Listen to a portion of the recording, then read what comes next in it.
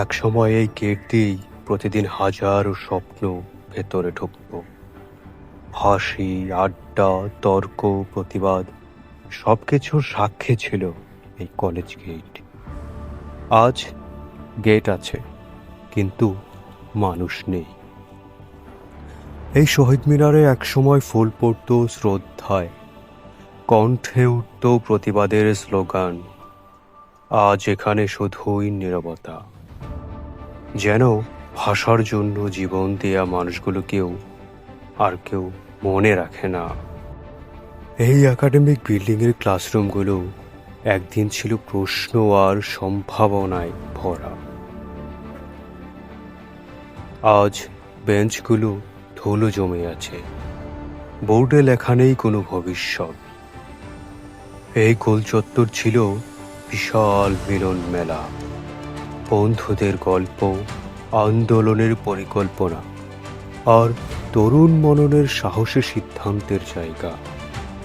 আজ এখানে শুধু বাতাস ঘুরে বেড়ায়, কিন্তু কোনো কণ্ঠ নেই।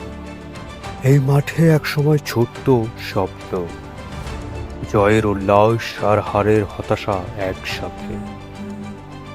আজ মাঠটা আছে, কিন্তু খেলোয়াড় নেই, যেন তারুণ্যই এখান থেকে হারিয়ে গেছে।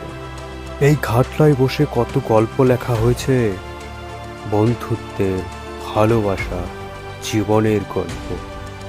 আজ পানি আছে, ঘাটলা আছে, কিন্তু সেই গল্প বলার মানুষ নেই।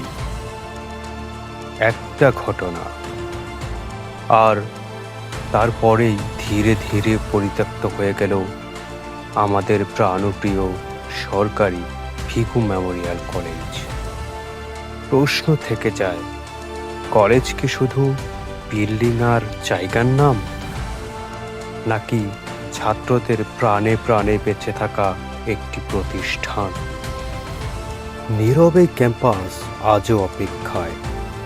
ফিরে আসুক মানুষ, ফিরে আসুক শিক্ষা, ফিরে আসুক প্রাণ।